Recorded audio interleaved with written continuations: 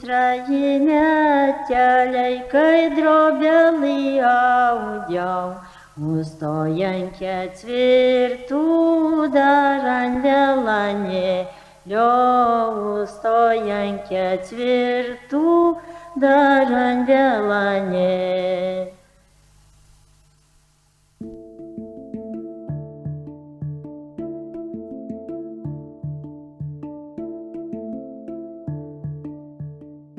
Labas.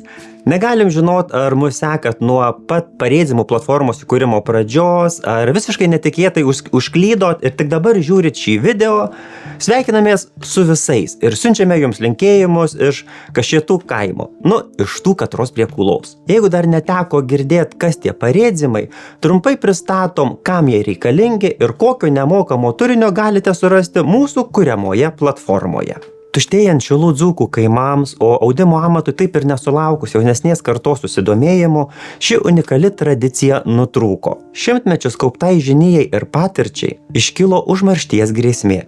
Tai gali būti negrįžtamai prarasta. Tai liudydami, suprasdami ir siekdami išsaugoti, atgaivinti ir ateinančioms kartoms perduoti dzūkų audimo tradicijas, 2022 metais ir įkūrėme šią platformą Parėdzimai. Savo veiklą siekiame, kad audimo tradicija, atskleidžianti vietos žmonių kūrybos, mąstymo, pasiekimų ir atradimų kelią neliktų praeityje, o atrastų vietą ir dabartinio žmogaus gyvenime kartu tęsdama savąjį. Mindaugo pirkė, iš kurios su jumis sveikinamės, yra savotiška Parėdzimų komandos buveinė ir kartu filmavimo aikštelė. Čia Mindaugas atvažiuoja kone kiekvieną savaitgalį ir čia jis ne tik tai audžia, bet ir daržininkauja, viską nors meistrauja. O Parėdzimų komanda čia susirenka, suvažiuoja, kai ateina filmavimų dienos. Būtent čia šioje pirkioje yra kuriami visi mūsų mokomieji filmai, kieme atliekamos senųjų audinių išaustų vietos audėjų fotosesijos. Taip pat čia šioje pirkioje yra atliekami ir nefilmuojami audimo darbai, kurie yra labai monotoniški ir dažnai trunkantis dienų dienas.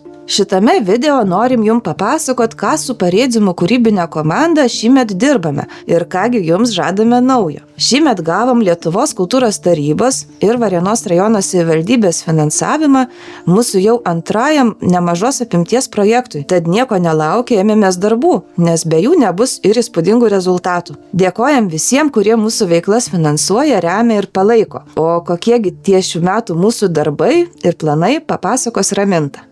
Per 2025 metus esame suplanavę sukurti bent 8 naujas interviu tipo dokumentikas, kuriuose kalbame su senosiamis audėjomis, įamžiname jų prisiminimus apie audimą, įvairius praktinius patarimus, bei per gyvenimą išaustus ir iki šių dienų išsaugotus audinius. Taip pat pamažu fotografuojame namudinius vietos audėjų audinius, kurių nuotraukomis jau dalinamės Parėdzimų socialiniuose tinkluose. Šiame darbe matome nemažesnę svarbą ir nenorime fotografavimo darbų atidėlioti, nes senosioms audijoms palikus šį pasaulį, jų audinių likimas yra neaiškus. Vieni gali būti parduoti, kiti išmesti, o dar kiti gali iškeliauti pas vaikus į miestus, kur galbūt bus labai branginami ir saugomi, bet mums jau nebepavyks jų atsekti ir pasiskolinti įamžinimui. O dar vienas iš mūsų šių metų didelių darbų yra antro mokomųjų filmų ciklo sukūrimas.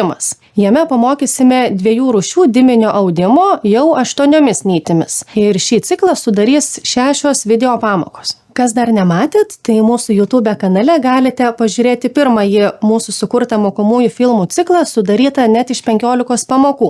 Juose mokėme visų staklių paruošimo darbų ir 2 rūšių diminio audimo 4 nytimis. Šių metų darbai jau įgavo pagreitį.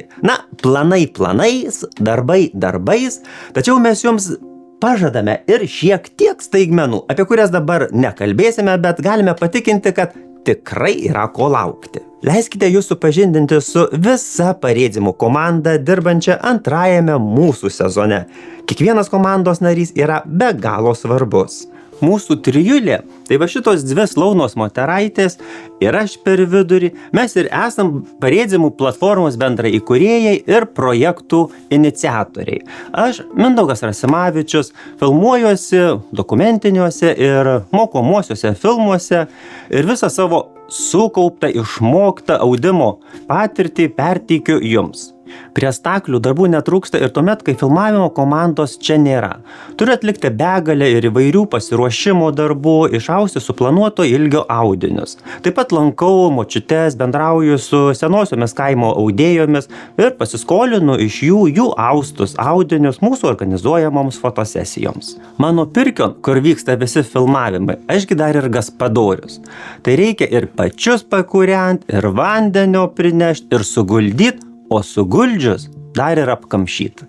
Aš esu Raminta Beržanskytė, rengiu tekstus, atrenku nuotraukas ir kuriu turinį mūsų socialiniams tinklams. Taip pat planuoju mokomosius filmus ir stengiuosi, kad mūsų edukacinė medžiaga būtų parengta kuo aiškiau ir suprantamiau. Na, o kol nefilmuojame, tai padedu Mindaugui atlikti staklių paruošimo darbus, kurie užtrunka labai ilgai. Na ir žinoma, kartu su Egle ir Mindaugu planuojame visas mūsų projektų veiklas ir rengiame paraiškas. Na, o aš esu Eglė Kašėtienė, šio projekto vadovė. Atlieku įvairius projekto administravimo darbus, taip pat atsakau už visus projekto finansus.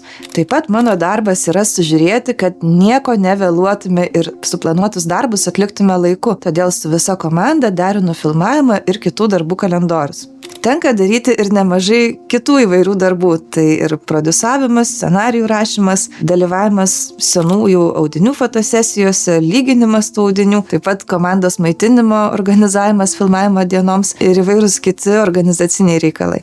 Aš, Nerijus Kuprys, prie parėzimų prisidedu jau antrą kartą. Pirmajame šios platformos projekte 22 metais buvo atsakingas už montažo režisūrą, spalvų korekciją, aišku istorijos išdėstymą bei tikslų medžiagos pertikimą. Tačiau tuo metu filmavimuose nedalyvavau, tiesiog dirbau namuose su man pateikta komandos medžiaga. O šiais metais apsiėmiau pagrindinio vaizdo operatoriaus funkcijas. Prieš kiekvieną filmavimą išsiaiškinau, ką tiksliai reikės man įamžinti. Pagal tai išsirenku tinkamiausią aparatūrą. O filmavimo aikštelėje esu atsakingas už apšvietimą, kadruotės bei kokybišką garsą. Po kiekvienos dienos praleistos su parėzimais tik dar labiau vertinu senąją tekstilę, nes iš arti matau, kokio sudėtingumo ir kruopštumo reikalaujantis darbas. Ir tai neretai kelia iššūkių ne tik audėjai, bet ir operatoriai, kad nufilmuota medžiaga galėtų tarnauti kaip puiki mokymo priemonė. Aikštelėje su visais techniniais darbais man padeda kolega Saulius.